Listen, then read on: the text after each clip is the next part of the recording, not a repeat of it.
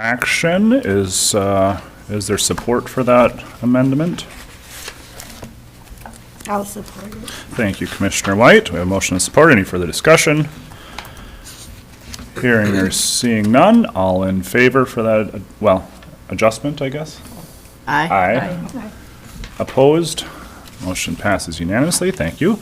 And then I would entertain a motion for the approval of the consent agenda unless there's an item someone would like to pull from that. Mr. Chair, I move to approve the consent agenda. Thank you, Commissioner Sullivan. We have a motion. Is there support? Support. Thank you, Commissioner Storley. A motion and support. Any further discussion there? Hearing or seeing none, all in favor? Aye. Aye. Opposed? Motion passes unanimously. Thank you. That brings us down to our proclamations, and we have one for both this month, which unfortunately we're most of the way through, but then also one for April, and I'll start with March's for Social Work Month in Cook County. Whereas social workers enter the profession because they have a strong desire to help empower individuals, families, communities, and our nation overcome issues that prevent them from reaching their full potential.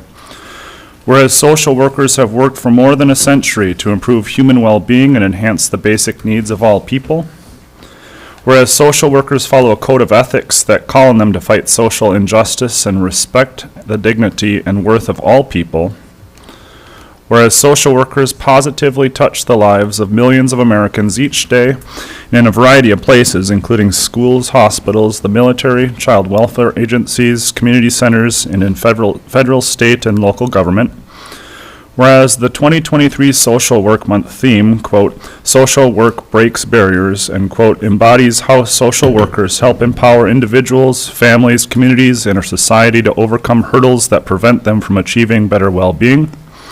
Whereas social workers are the largest group of mental health care providers in the United States, working daily to help thousands of Americans overcome mental illness such as depression and anxiety. Whereas social workers are on the front lines of our nation's opioid addiction crisis, helping people get the treatment they need and prevail over substance use disorders.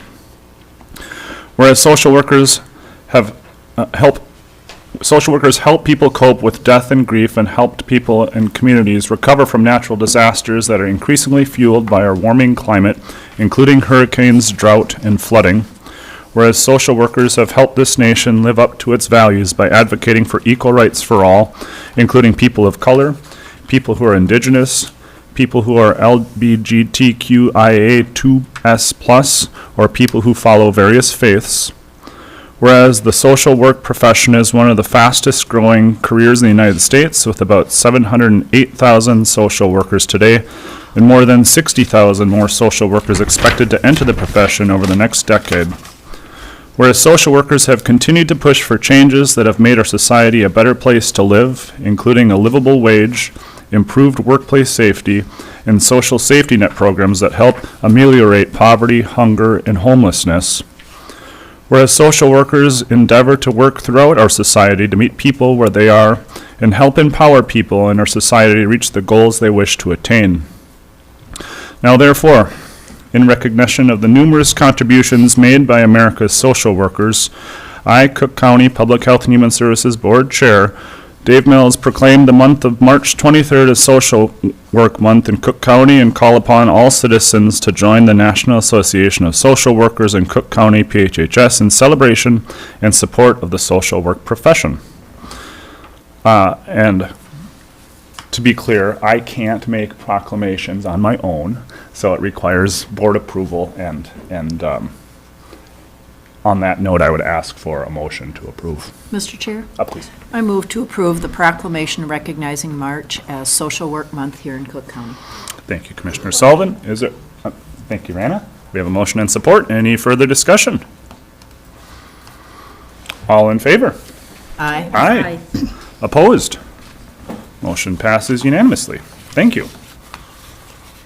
That moves us on to the second proclamation. This one is for next month, April. This is Child Abuse Prevention Month in April.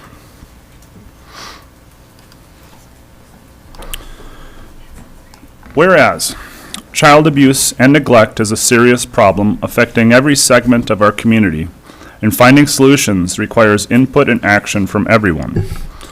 And whereas in 2022, there were 111 child protection intake reports made to Cook County Public Health and Human Services. And whereas our children are our most valuable resources and will shape the future of Cook County. And whereas protective factors are conditions that reduce or eliminate risk and promote the social, emotional, and development well-being of children. And whereas effective child abuse prevention activities succeed because of the partnerships created between families, child welfare professionals, education, health, community, and faith-based organizations, businesses, law enforcement agencies, and the business community. And whereas communities must make every effort to promote family-serving, youth-focused prevention programs and activities that create strong and thriving children and families. And whereas we acknowledge that we must work together as a community to increase awareness about child abuse and continue to promote the social and emotional well-being of children and families in a safe, stable, and nurturing environment. And whereas all citizens need to be more aware of child abuse and neglect and its prevention within the community, be involved in supporting parents to raise their children in a safe, nurturing environment. And whereas prevention remains the best defense for our children, families, and communities. Now therefore, I, David Mills, Cook County Public Health and Human Services Board Chair, do hereby proclaim April 2023 as Child Abuse Prevention Month in Cook County, call upon all citizens to recognize this month by dedicating ourselves to the task of improving the quality of life for children and families, thereby strengthening the communities in which we live. And again, I just echo, I hold no authority to make proclamations, so we have to do it by motion here. Mr. Chair, I'd like to move that we proclaim April as Child Abuse Prevention Month here in Cook County. Thank you, Commissioner Sullivan. Is there support? I'll second it, David. Thank you, Pat. We have a motion and support. Any further discussion there? Hearing or seeing none, all in favor? Aye. Aye. Opposed? Motion passes unanimously there. Thank you, Board. And that moves us down to our staff report. And it looks like we're setting up. Or are we good to go? Stand by. I just don't want her to hit her head. If you have any snacks, which I do. Okay, now we just turn it off.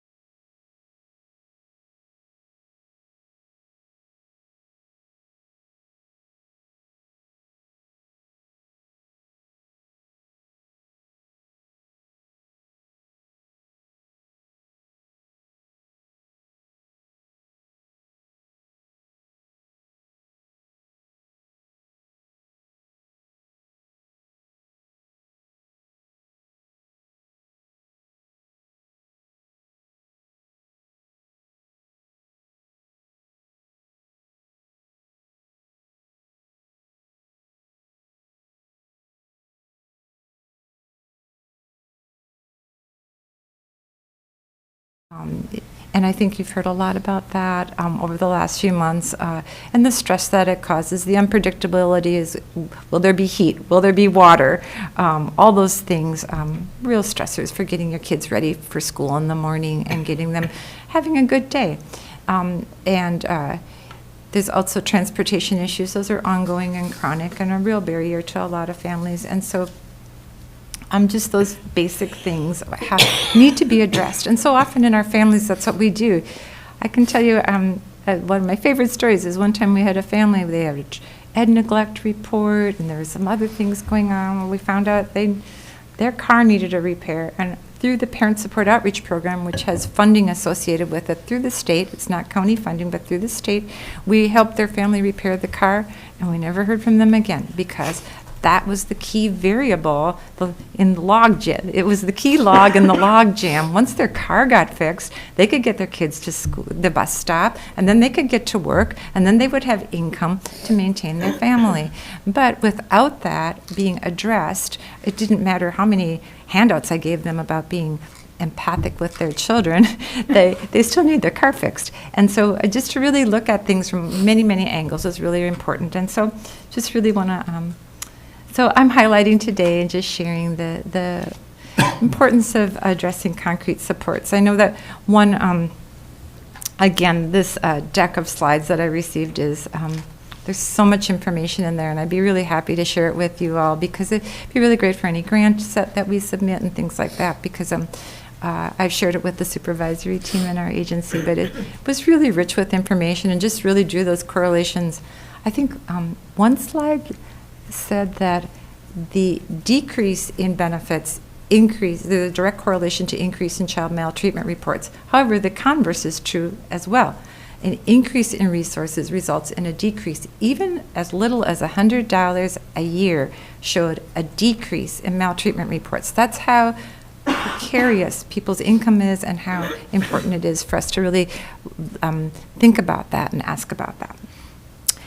So, again, thank you so much for taking the time to listen to this perspective. It's a little different than what I usually present, but I just think it's I found the information so compelling, and I thought I would want to share it with you all. So thank you, and I'd be happy to answer any questions that you have. Thank you, Grace. Mhm. Any questions this morning? Comments? I don't Pat, have, please. oh, I'm sorry. No, go ahead. Yeah. I don't have a question, but Grace, thanks for this information because the slant that document puts on it is great because it's all cause and effect. And the small amounts of money you talked about are so doable, it seems to me, somehow, some way. Mhm. So I'd love to have a copy of the slides. It's great. Great, I will share that with you. Ditto. Yeah, I think it would be wonderful if we could all get copies of the slides, Yes. please. Great. Well, thank you. And Mr. Chair. Oh, please, Mr. Yorkie. Yes, thanks for the presentation, Grace. Really great information. And I just wanted also to know, you talked about the importance of adequate housing for families to be able to function successfully. And I just want to note that you and your staff were really instrumental in bringing to our attention some of the issues with our local affordable housing, and really got the ball rolling on starting to address those problems. So really grateful for the work that you and your staff do to make our community a better place and to assist people who really need help. So thank you. thank you so much. Yeah, we really appreciate your responsiveness too. It was really powerful. So, great. I do not know. Oh, I think I'm done. Okay. I think I did, technology-wise. So I'm going to, I think, so, and now Diana's here and everything will be fine. So thank you so much. Thank you, Grace. Thank you. Whoopsie, whoops. And then can I? Well, that moves us down to our director's report. May I pass it over to you, Allison? Yes, just want to echo the gratitude for Grace for presenting today. A really great lens on which to look at child abuse prevention and the various ways that our department and our community as a whole is involved in creating safe, strong children in the future. So I'll start out with a staff update. Thank you again, Grace. We're good day. Very pleased to announce the hire of Amanda Anderson, filling our Family Services Case Manager position that has now been vacant for 8 months. Amanda is coming to Cook County with a great deal of experience in children and family services, most recently as a foster care licenser with Fond du Lac Social Services. She's been there for 4 years. Prior to that, she worked at Essentia as a behavioral health tech. So really rich experience with families and with the human services system, both in a tribal and healthcare setting. Amanda has also completed her foundational child welfare training, which is such an asset to our department that she comes with that programmatic knowledge as well. We are continuing to fill the behavioral health team positions, conducting interviews and checking references on 2 candidates right now, so hope to have names to present to the board in the very near future to fill those 3 vacant positions on our behavioral health team. I want to thank the board for your willingness to amend our agenda this morning to accept with regrets the resignation of Matthew Baxley, who has been with us for the last 6 months in that pilot position to develop and staff a coordinated crisis response system here in Cook County. Matthew's been with us, like I said, for the last 6 months. During that time, really focused on understanding the patchwork network of crisis response services here in Cook County, how to best utilize those resources that are available, both regionally and locally, and doing a lot of collaborative work with our partners at dispatch, law enforcement, and the emergency room, as well as our tribal human services partners. Matthew's resignation is effective April 18th. On that same date, Matthew will present to the Committee of the Whole to share some of the findings from the first 6 months of that pilot program, as well as recommendations for our agency to implement and recommendations for other partner agencies to implement a coordinated response system here in Cook County. Our intent is to repost that position as soon as this week, and Matthew has indicated a willingness to stay on with us as a temporary contractor, part-time, to continue to focus on that program development work and assist in training and onboarding our new responder. Any questions on staff updates before I move on? Stacy? Yeah, I'm just wondering why Matthew is resigning after only 6 months. What, is he moving, or, I mean, just curious about what the reason was. I think it's a variety of reasons, Commissioner Hawkins, and one of those being that we don't have a behavioral health team right now. We're actively working to fill those positions. That's a factor. The transitions within our behavioral health team have been a factor.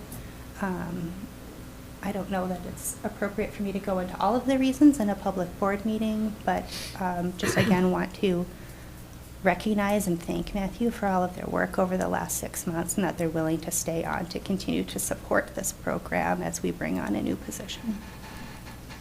Yeah, and I can speak a little bit more, and I don't think I'm saying anything inappropriate at a board meeting, but just that position is extremely difficult, and you might almost say impossible with just the different systems and the holes that we see, and just trying to wrap that all together is a very difficult task, and I think that's probably a huge part, and then just a lot of transitions too makes it all the more difficult. So I'm concerned because this is a pilot program, and something we were really, that's happening regionally that we're trying to also do. I'm just concerned that the position's going to be just as difficult moving forward, and I just don't have really good recommendations for the department or the board here, except for to keep trying, I guess. I mean, just continue to try to build that team and that cohesion and network to make things a little more contiguous. But it's frustrating for sure, and and difficult, but I really appreciate Matthew's willingness to do what he could, or they could, yeah, I'm looking forward to the committee of the whole presentation, because I think we'll learn a lot there. Yeah, I guess I have lots more questions that maybe shouldn't be asked in public, I don't know, but that makes me, if he's gonna present recommendations of what should happen, in his opinion, should we wait to fill the position? I mean, it's a trial position. We can and talk about that more offline. That's, yeah, okay, it just is concerning to me. Yeah. After 6 months, when this has happened before. Yeah, I don't want to set up for failure, but I also want to work towards improvement and development. So it's that balance of trying to get her done and not do it again, or that sort of thing. I don't know, but yeah, we'll definitely merits more conversation, I'd say. Sorry, I didn't mean to jump in.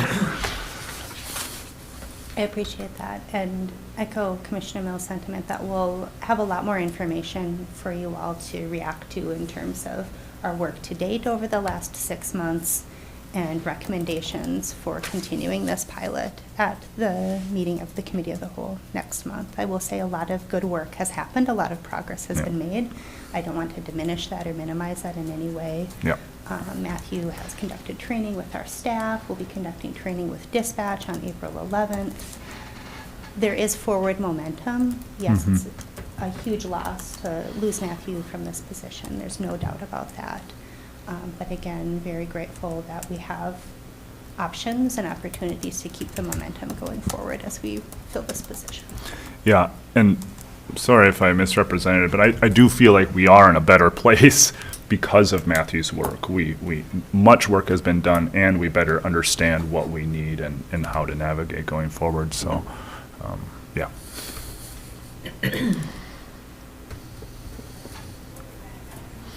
Any other questions for Allison? Staff updates? It's a different Amanda Anderson. That was maybe worth noting than our current employee at Law Enforcement Center. That's correct. Maybe that's obvious, but same name, different person. Under items for board action, I have before you a consultation agreement with Lisa Sater. Lisa Sater is a new provider in our community. She's based out of ISD 166 and affiliated with an organization in Southern Minnesota, Greater Minnesota Family Services. Lisa has a great deal of expertise in children's mental health and child development. We are proposing to work with her on a weekly basis to consult with our team members of our behavioral health team and children and family services on mutual clients and with Lisa within Lisa's area of expertise. We, as you know, hired a behavioral health clinical supervisor late last year. So as we are building capacity to provide that required level of clinical supervision in-house, we're wanting to maintain some clinical consultation resources, again, with mutual clients and with, in Lisa's case, within her area of clinical expertise. We did previously contract with Sawtooth Mountain Clinic to provide clinical supervision and consultation with our staff.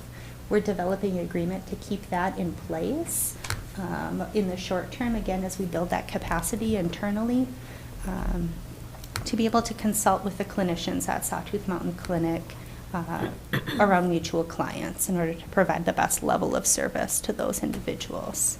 So we're in the process of amending that current contract addendum with the Sawtooth Mountain Clinic to maintain some monthly consultation.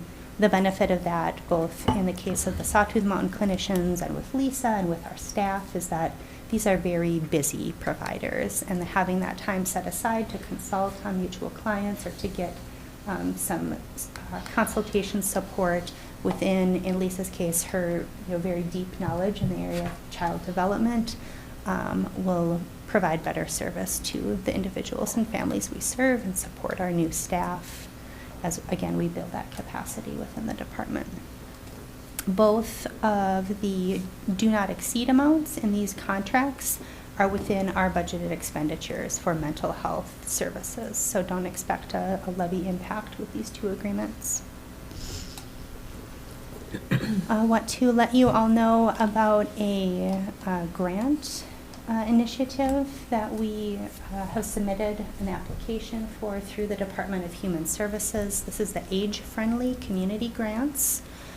Some of you were at our January Public Health and Human Services Board meeting where we had representatives from the Arrowhead Area Agency on Aging, 4As, and ARDC, the Arrowhead Regional Development Council. George and Jay were there to talk about this capacity building grant opportunity to help communities work towards becoming aging-friendly communities. So we, in partnership with Care Partners, submitted a grant application to increase our work in this area. It's very much in alignment with the SHIP program, the Statewide Health Improvement Partnership, where it's working on policy, systems, and environmental change, but in the case of this competitive grant, with that age-friendly lens. We expect to hear back on that grant in early April. The total funds that we requested through this grant were $72,000, with $20,000 subcontracted to Care Partners to support their work in partnership in this grant. The remaining would bring our SHIP coordinator position up from a 0.6 FTE to a 0.75 FTE to really lead this work locally. After the year-long process of community assessment and engagement, findings would be presented to the board, along with information about a formal process for becoming an age-friendly community. So I should have more information at our April meeting about whether or not we were successful in that grant and what that would mean for our staffing and department.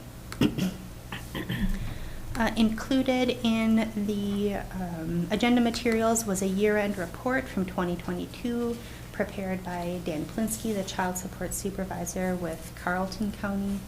You might remember Dan presented late last year with an update on our partnership in providing child support services to Cook County residents through Carleton County. That agreement has been in place now for 10 years, it'll be.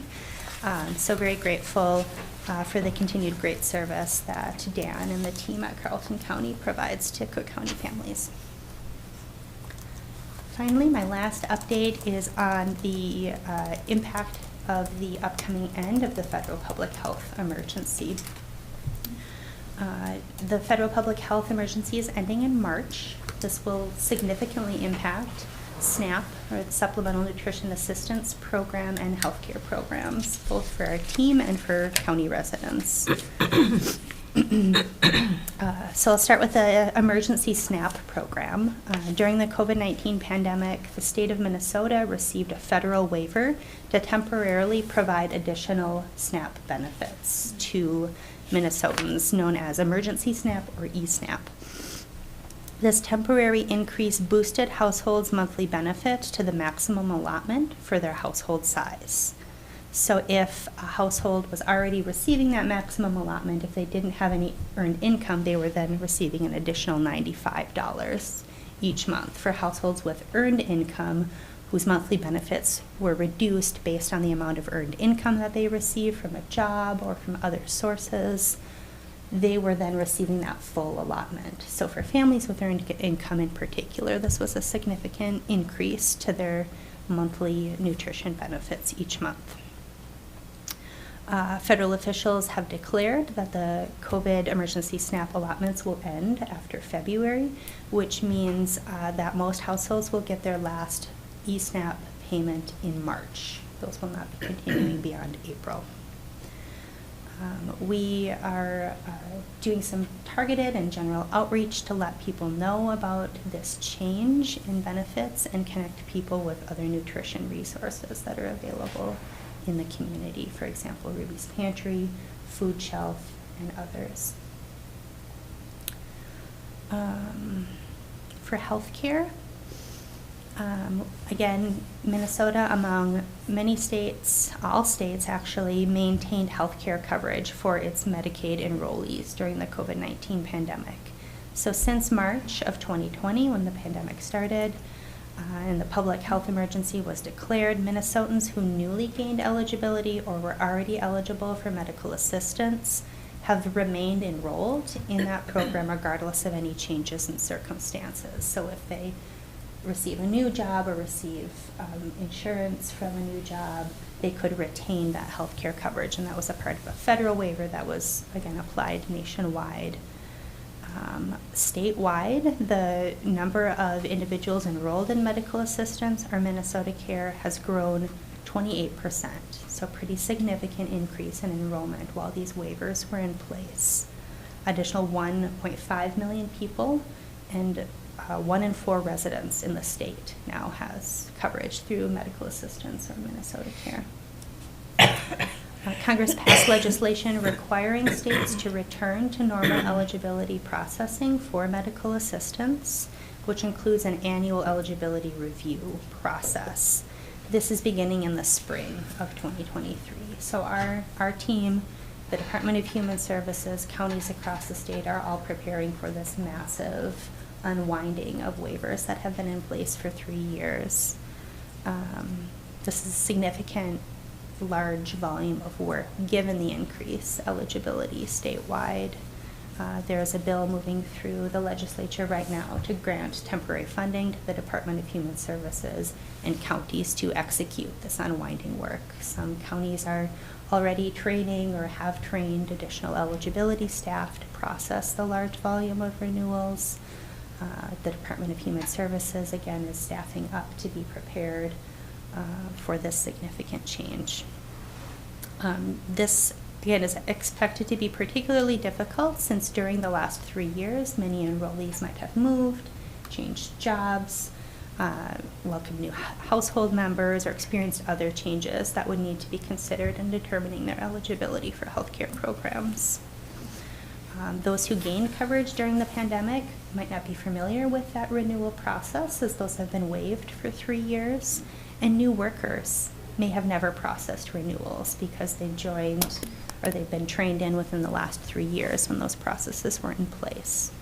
So our team, we feel, is well equipped to manage the volume. We have experienced staff who have processed renewals. We have depth across the team and cross-training. But we could expect to see overtime. We could expect to see an increase. We will expect to see an increase volume of calls during this time for people who are working to maintain coverage. In terms of our outreach, we're doing a lot of internal outreach with our social workers who are actively working with individuals and families and accessing healthcare services so that they know when renewals are due and can support the individuals and families they're working with to maintain that coverage. We're doing outreach with other community organizations, social media outreach, perhaps a media release or article in the newspaper with information for people on how to update their contact information and maintain health care coverage as we start the process of renewing eligibility again. That's all I have for updates this morning. Happy to take questions. It'd probably be helpful too, just, building off of what Commissioner White was suggesting before, as far as public outreach, if we had just flyers and postings at laundromats and post office and, just those hard copies out there, I think would be helpful to get people prepared to make everything as smooth as possible. But yeah, I cannot imagine there not being overtime while we go through this. It is helpful to know that there's some funding for that, but yeah, I'm concerned about workloads for sure. Commissioner Storley, please. Thank you, Chairman.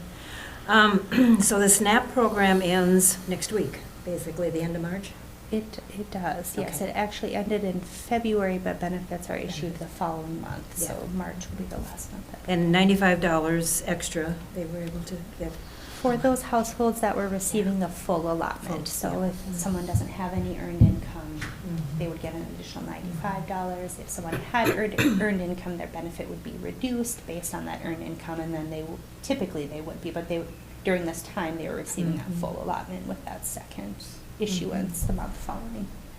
I did hear on the radio this morning a child saying, "Mom, how come we don't have any snacks?" And she said, "Because we don't have any money now for the extras." So I'm wondering, I know a little bit about the Congregational Church being a food shelf. I know we have Ruby's Pantry. We have a little extra in the West End. I don't know about Grand Portage. Would it be helpful to maybe have Todd or Allison put something in our newspaper to help people understand where there are resources and do we need more resources for food? I mean, that's important in our lives, to have food. So I don't know if there's a gap or, but I think maybe somehow get the word out there that now that this benefit is over, how can we help you? Flyer, I don't know. We've created a handout that has nutrition resources in Cook County that lists some of those places, the food distributions through Second Harvest, the food shelves in Grand Portage and Grand Marais, WIC, other options for people to get nutrition support. So It's a lot, and it's difficult to Yeah. navigate. As we heard from Grace this morning, families that are experiencing stress probably are as no one is really skilled to try and figure out how to navigate the patchwork of resources available for people that all have different eligibility requirements and dates where you can access them. I will say that the Cook County Food Systems Network just met last week or the week before for the first time. This is a effort between Extension and our SHIP coordinator, Christina, to bring more people together who are involved in local food systems in Cook County. They had their first meeting, and it sounds like that was one of the key takeaways, is a central resource for people regarding food and nutrition resources. So the flyers are already distributed? We haven't distributed them, yeah. but we have a resource guide on our website that includes Okay. nutrition resources. It's a start, but we acknowledge that there's a lot more that we could do to conduct outreach. Allison, I'm wondering if we could distribute that flyer in the folders that go home with the kids in the elementary school level, so at least it's out there, maybe they'd see it, give it to someone else. That seemed to be, in the past, and I haven't checked on it in a long time, a good distribution source. We could ask, Megan or Chris, if that makes any sense. Yeah, the Friday folders is Yeah. a good way to get information. Great idea. Rana, please. Do you think that the food shelf knows that this is happening, that they may have more people coming? Yes, I'd say yes, Okay, in talking with Gwen and Yeah. company. yeah. The other good news, though, did you mention the fact that we are, with the schools will get lunch money for everyone now? And breakfast. That was good news from the And state breakfast, legislature. And breakfast. And breakfast and lunch. It's going to help during the Starting school year. right now? I don't know when it starts. I just heard it on the news a couple days ago. Yeah, I don't know that we've received information on what that rollout will look like. And this makes me think about the transportation issue that Grace was talking about. And does the Arrowhead bus take anybody, or do you have to be a senior citizen or disabled? I don't know. Are there ways people could get transportation if they have to go to a different place to get food? And even like Ruby's Pantry or? I don't know that you have to be a Yeah. certain age or Okay. income to access the bus. I do know that the Okay. service is limited. I think Yeah, it's yeah. the limited Yeah, route that Yeah. really gets you. yeah. Commissioner Mills? Oh, please. The school, and I would imagine it continues, they have a backpack program where they send home foods, having identified which families need additional foods, that those are sent home with the kids every Friday. And it's just, And if I can add to that, Sarah Waddell and I are meeting with Chris Lindholm about the backpack program the first week in April, because one of the things we're concerned about is that we're not reaching enough people don't even know about that program. And it's a great program for the weekend provisions things. So we're going to meet with him and see if we can't understand all of the food needs in the school and how things are being distributed and what's going on, and see, again, if there's gaps or if there's overlap or if there's better communication. So that's something that's coming up in April, because from an Empty Bowls perspective, which is what I'm part of and why I'm part of this conversation at all, we're really concerned about that whole concept of food in the school. It's really great, Pat. Yeah. And Sarah's doing a great job in getting that food for the backpack program to the school.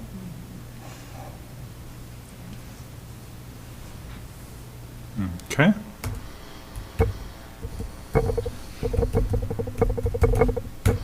And I don't know how many of you heard my query of, do you know what meeting I'm missing? That was it. It was the Cook County Nutrition. That's what it was. I canceled on my schedule, I canceled another appointment for that one, and then I didn't fill it in my calendar, and I was just lost. I knew there was something, and then so I have to touch base with Sarah and Christina, but so it goes.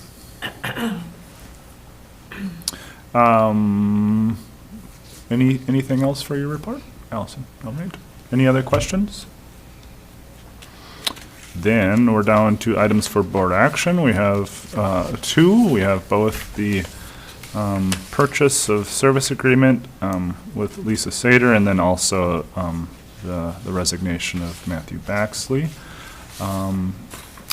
Any questions or further questions about those, or is there some a motion being offered for the first item? Mr. Chair, I'd certainly move approval of the purchase of the service agreement for clinical consultation with Lisa Satter from the Greater Minnesota Family Services. Thank you, Pat. We have a motion. Is there support? Support. Thank you, Rana. We have a motion and support. Any further discussion there? Hearing or seeing none, all in favor? Aye. Aye. Opposed? Motion passes unanimously. And then the second item is the acceptance with regret of Matthew Baxley's resignation. Is there a motion there? Mr. Chair, I'd like to move to accept the resignation of Matthew Baxley with regret. Thank you, Commissioner Sullivan. We have a motion. Is there support?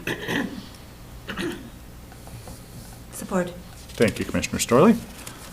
Motion and support. Any further discussion there?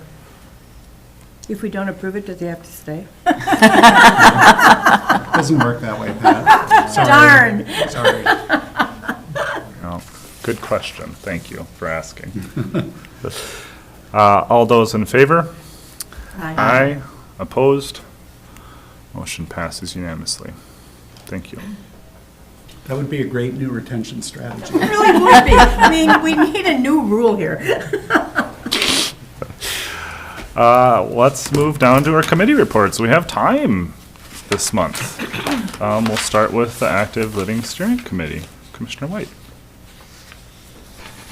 That meeting, it was a Zoom meeting, and I think it was a Zoom meeting, I can't remember, I'd have to check. But the point of the group is to try to assess and then to try to make Cook County a community that welcomes people of all ages, makes it available to people of all ages.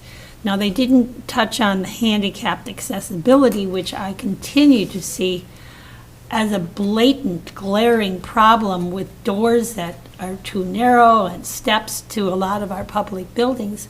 But I had no idea there were so many people, so many agencies, so many groups working to make trails wider, to make more public seating. And so this will be a good place to retire to in one's aging bodies, if you can find a place to live and if you can afford to pay your property taxes and don't lose your home. So. Yeah. Active living, just trying to make everything healthier and more pedestrian friendly so that there's fewer barriers for people as Well, they right, but age. one thing that wasn't brought up, but I think, as one ages, the ability to walk 5 blocks or 3 blocks to go get something from downtown is harder. And so, Especially with hills. especially with hills, and so now if vehicle traffic is reduced and not encouraged, how do people access these places? Because we don't quite have public transportation yet. Yeah, yeah. Yeah, that's a really good point. That kind of Commissioner Hawkins? Yeah, made me write down here the age-friendly community grant. exactly. Yeah. So your group should probably be working together with whatever's that group is. It's Yeah. like two groups working on the same thing. There was, yes, it was interesting. There's a lot of groups with the same people working on similar subject matters with mental health, but there are different groups that are all working towards the same end. Yeah, a coalition. That's what it takes, right? Yeah, Yeah, I guess. yeah. And if I may, Commissioner Hawkins, the age-friendly community grant work would be led by Christina Mattson within our department, who is also facilitates the Active Living Steering Committee. So there would be So an she's there all intersection the there in her time. role and involvement in these groups. Yeah, that age-friendly grant opportunity seems like a shoo-in for our community, and really excited about the potential there. I don't know when would be a good time, but this was many years ago. Up at the clinic, there was a walking path with different exercise stations. Do you remember those? Where you could do chin-ups and you could do, I don't recall. It was a great place when you had little kids to take them because it's like a place to play. So, whatever happened to that? Why did it go away? It was for seniors, it was for people to be able to get outside and exercise. It was a blacktop path, and there were different places to stop along the way, and it was right along 7 and, I think we built a new building there. Yeah. oh,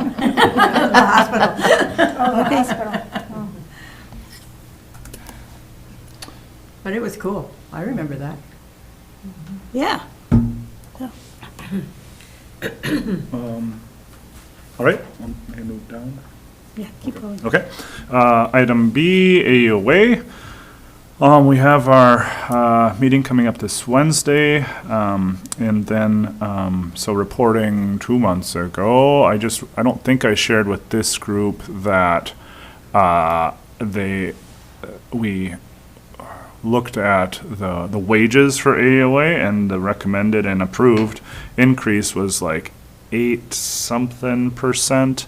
And that's on top of last year's 7-something%, and so very significant changes there. And they have a very robust system at looking at competitive wages and what's needed, and some pretty heated discussions at times about what's sustainable and what's not, and just all the turnover as we've seen here and everyone sees, I guess. It's just led to some of those decisions, and it helps me gain perspective of what's happening in the region, and knowing just about that agency's needs and just the size of it and the impact it has. It just, like I said, brings me quite the perspective there. Again, AOA is a strong partner with our food distribution network, and really grateful for all that the agency provides for our community, and also had exciting updates about the Head Start program up in Grand Portage and other Head Start programs throughout the region. So there's some great stuff happening. I think I mentioned this already, but significant turnover in some of the directors and supervisors there. But there's always a huge institutional loss when you have someone who's been working there for 36 years or whatever. but then seeing the passion and the qualifications of some of the people that are onboarding, it's really inspiring. There's also been just some kind of step ups, so they were the assistant and now they're going into the director, not director, but supervisor position. It's good to see too. But again, like all of us, not without its challenges for staffing. Moving on to the Arrowhead Health Alliance. We did meet and we finally got our contract signed for this coming year. There was delay in that because of the numerous steps that were required through the new DHS system, but that seems to be on track. Also, I don't remember if they're sold out for their fundraising or just awareness concerts that are held in Duluth for mental health, but it sounds like that's going to be another success. And some of the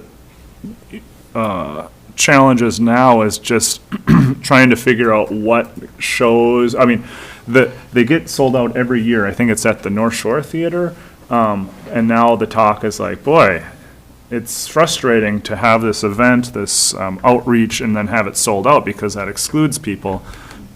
They're not sure that they're big enough for the deck, but that's kind of like the next thought is like, we need to expand our reach, but I don't know that we can fill that out, sort of thing. But it's just, it's interesting to think about that there is that potential, and worth a shot, I'd say. Moving on to the Arrowhead Regional Corrections, Commissioner Hawkins. Yes, so we met on Friday, and the treats came from the meat processing facility. They have a small storefront open to the public. You can go in there. They had fresh hamburgers, steaks, pork, chicken. It was very nice, and they're very excited about the work that they're doing there. It's a great facility. Commissioner, do they distribute more broadly, or is that the only place where you can buy their products? That's the only place Okay. the public can go in. They do it, if you have a pig that you want butchered, you can bring it there and have it processed there. They also have their own farm, and they process for their own use in their kitchen facilities. So it's a really great program, and it sounds like the men there are really enjoying learning these skills. So another thing that was talked about is they're hopeful. It's kind of a long shot, but they want to go solar. And there's some funding out there, and they're hoping that in St. Paul there'll be some more funding, and they're looking at solar capabilities. So that was kind of exciting. Yeah. That's all I have to report there. Thank you. We'll move down to our Child Care Solutions Subcommittee, Commissioner Strelly. Thank you. Well, we have made a good progress going here since last November when we first began our journey here in childcare. We have 11 new providers, and which includes 79 children, and some discussion on different topics. One of them was how to bring young people into the childcare program, and maybe going to some high school programming, maybe, which is beyond babysitting, but a child care program for young people in the high school area. And just talking about, different options through the hospital, the clinic. So was a lot to chatter about, and before you know it, our time was up, but we're meeting again in April. Thank you. We'll move down to the Community Health Board. I wrote some. Yeah, we did not meet. Oh, I'm sorry. The CHB. Yeah. Okay, No, yeah, Yeah, I got confused Me too. pretty hard there for a second. Too many Cs. Yeah. And I wrote down some notes. And this was, I think, from a while ago. I don't know if I've shared this. I met our new St. Louis County Commissioner, Commissioner Annie Harla. She is now on the Community Health Board and kind of taking, she has Frank Jewell's old seat on the St. Louis County Board and is on the Community Health Board instead of Frank Jewell. And we had our year-end report, and I just wrote some notes down that I'd like to share. The CHP has 60 positions funded through grants in the region. There are 32 coalitions that work with it, the Community Health Board, and let's see here, $8 million in grants that are distributed through the Community Health Board, and those are both federal grants as well as state grants. Let's see, they've done 27 trainings in the region, and those trainings have reached 1,300 people. So doing really good work that has pretty broad outreach, and we certainly gain the benefit within Cook County too. Just excited for that partnership moving forward, and again, Public Health 3.0 and whatever that starts to look like. Any input that we have will certainly be used to help kind of fund that, or not fund, but form that future.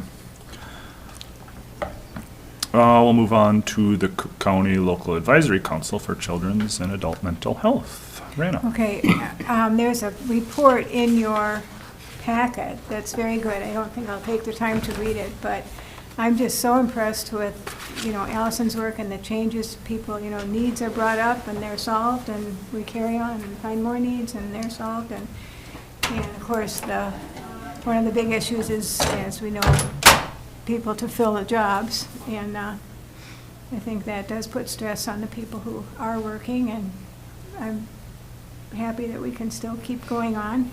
And we had one meeting talking about the constitution of our group, which is about half or more people who are employed doing the jobs, and then the other part is community people. And one of the goals, I guess, of this kind of thing is to also have people who are receiving services from the county to be on the committee to talk about what they need or what they want and how they've been helped. That we don't really, in this group, we don't do that. So far we haven't, but other places have groups that do that more. And we talked about having, providing resources to groups that might want to meet to talk about, like having, if you want someone to come to a meeting, have a dinner as part of the meeting, or give people transportation cards to help them pay for gas to get to a meeting, especially in a place like ours that has a big, it's a big area. People come from different places, so some of that I think is available already, but we talked about that too. So, but I think I'm just always so impressed with all the ideas that come up and the people that are carrying out all the things we ask them to do. So, read the report, and that's all I have to say. Okay, next. I wanted to also report that it's going strong out there with our coffee stand, so that's very exciting. We'll end here shortly, and we can go on out. But that moves us down to the restorative justice, Commissioner Hawkins. Actually, I wasn't able to attend the last meeting. I had a conflict at the last minute. I don't know. Were you able to get there? Lily was not able to join this month, so. I was also not able to join, so. Yeah, there we go. Well, I'm sure it went well. They were discussing truancy. That was on the agenda. And look who is truant, no. Touche. I could share with the board and the public that the Restorative Justice has hired a part-time truancy coordinator, Shelley Starkey, who was formerly at North Shore Health, is now in that position. So I imagine it was welcoming introductions with her last. Thank you. Oh, that's a valuable update there. We'll move on to the Council on Aging. Commissioner White. And again, the Council on Aging is getting their finances in order, and they are, you can have coffee. Stop in and have coffees. Oh, I forget the name of the coffee. Do you remember? The coffee, I know, is donated from Joins Ben Franklin. Yes, and And it's a men's group, if I'm correct. Right, they're a men's group, but they also have, if you want coffee, you can come. And they're encouraging more people to make use of that physical space as a gathering space of all ages. They have, and I didn't know this, they have, if people have medical supplies you would like to donate, like if you don't need a walker anymore, or you have a cane, or I don't know what else there would be, they do take those and give them out, or people can help themselves if they have a need for that, which I thought was, I mean, because sometimes people only need an aid for a short period of time, and so that was a very helpful thing. So, and it's here, it's down at the hub. They are also doing the, hoping that they got approved for the Public Health and Human Service grant, that they got that in, and they're hoping to get funded, more funding going forward for this year. And I just think it is a sparkling place to go to with all of the new energy that is there. And they also provide tax services. It's income tax type time of year. And if you don't know how to make your devices work, be it your cell phone or your laptop or your computer, they are there to also, they have someone that comes to help you do that too. So it's becoming a resource for the community to tap into on many levels.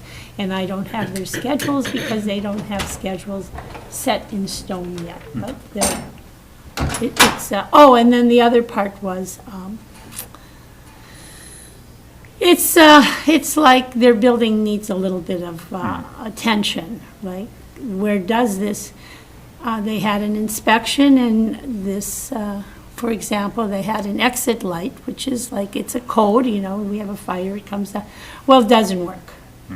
No one knew it didn't work, thankfully, but it wasn't wired at all. So there's some ridiculously glaring needs from plumbing to heating to electrical wiring in that building, and they are working on it. So you don't have to worry about getting caught in a fire.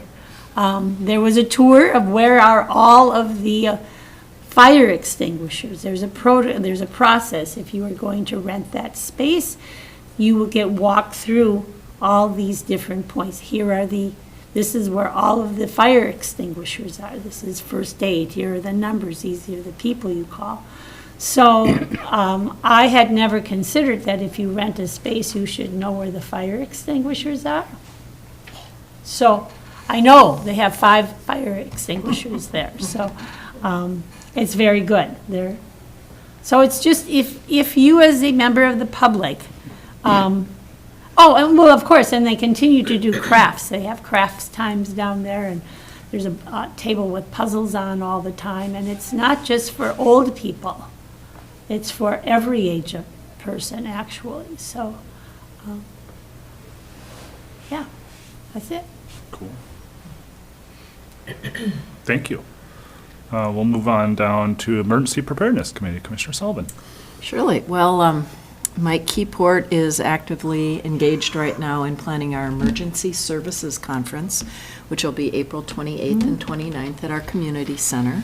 So very busy with that. And then Allison spoke to the primary topic that we discussed, which was the end of the public health emergency. So we spent a great deal of time talking about how things would change and how different things have been over time and how we've been in transition. But, and Mike might add, this conference that's coming up it's for the public to learn a lot about.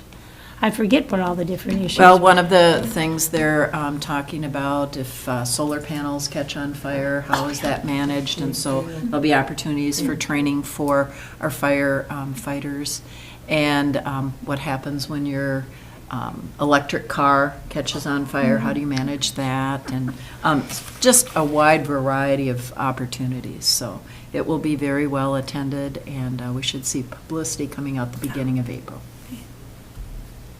Thank you. And then I am assuming that the Healthcare Planning Committee did not meet, because that's what you've mentioned before, right, with the committee? Yeah, good. Okay, good. I'm not confused anymore. Me neither. And then anything to update NACO-wise, Yes. Commissioner Sterling? Okay. I've been attending either personally or virtually for 9 years, and I keep thinking there's 3,300 counties in the United States. And a lot of it, many years ago, was really geared toward the larger cities, the metropolitan areas, and we're slowly getting to realize that we count, in the rural area. So some of the discussions and resolutions in February were the following: improvements and streamlining on Medicaid, increased flexibility within the Community Mental Health Services Block Grant. And all this is going to, I'm not even going to say how many billions is going to go into a lot of the programs, but anyway, a 10-year investment in Medicaid home and community-based services, which will enhance home health care workforce and support for family caregivers. Maternal health care in rural areas for rural hospitals. Public health workforce to seek and build workforce through the expansion of a program such as National Health Service Corps, and I'm not quite familiar with that, but it sounds good. Create a new rural health clinic behavioral health initiative to expand access to mental health services in rural communities. And these are just a small amount of discussions, resolutions.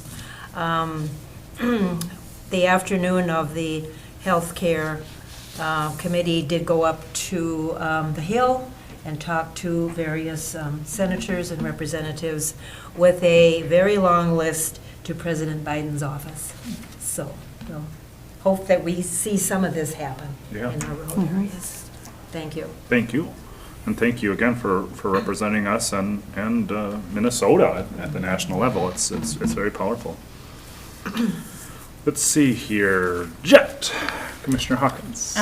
Well, that meeting is tomorrow, but I'll just remind the board that we will be meeting here in this room in May. They will be coming here in. So if you're interested, come to that meeting in May. Thank you. North Shore Collaborative, nothing to report there. I don't think we've had a meeting since last time I reported. Just for everyone's awareness, and that's another resource for us as a community to provide grants to really try to strengthen projects that are youth-based and various partners there with the school district, the Child Care Coalition, Lake County, and Public Health as well. So, and then I'll move on down to the Public Health and Human Services Advisory Council. Pat. And as Allison has mentioned, we had a very good conversation in January around the Age-Friendly Community Opportunity Grant. As we all know, this is an aging community, and all of the support we can find going forward is going to be great. That was a great conversation. We also talked a whole lot about homelessness and how difficult it is to really understand the homeless population here in Cook County and how necessary it is to do so. So we talked about that and didn't come to any great ideas around it, but we certainly want to study it some more. And we continue to be excited about the community health assessment that's coming up this spring and summer. I think it's going to be important to get the next 5-year plan in place. So we have goals and objectives around that. So that was exciting. And we continue to just spend a lot of time, not a lot of time, but some very personal time thanking Allison and thanking the PHS team for the work they're doing, especially as short-staffed as they are. And as we heard from Grace today, that kind of stress on people is just really difficult, and they've been constantly under that kind of stress. So we just keep trying to be cheerleaders and say thank you for that kind of work. So it was a great meeting, and I'm looking forward to the next one. We also had a volunteer to become vice chair. Julie Wilson from Care Partners is going to be the vice chair with me, and she's very it's very, as you talked, Dave, about how people who leave for a long time, all that institutional knowledge is lost, but then you get a brand-new person in there with a lot of new ideas as well, that will learn the old and build on the new, and she's a great example of that. Care Partners is really going to see a boost in the types of things they want to do to help our community, especially in the age-friendly ideas. So it was a great meeting. Thank you. Yeah, it truly is. Top-notch. I'm really excited for the future there. Well, that brings us down to the last one, for the good of the order. Anything anyone remembers or wanted to add that didn't fit or fall into the other reports? Mr. Chair, I just let the group know that they are selling coffee in the lobby. So if folks are needing coffee after the meeting, And who are they? they are students from ISD 166. Cool. Yep, It's pretty fun out there. yeah. All right, well then, I'd entertain a motion to adjourn. So move. Thank you, Commissioner Stoll. You have a motion. Is there support? Support? Thank you, Commissioner Sullivan. We are adjourned. See, Rena? Don't you want to know if we're all in favor of it? Would love to be invited to your mental health meeting. If there's some topics that make sense that we Be do sure. about. Okay. I don't remember exactly what was brought up at the meeting about something you guys are gonna Yeah, do, yeah. but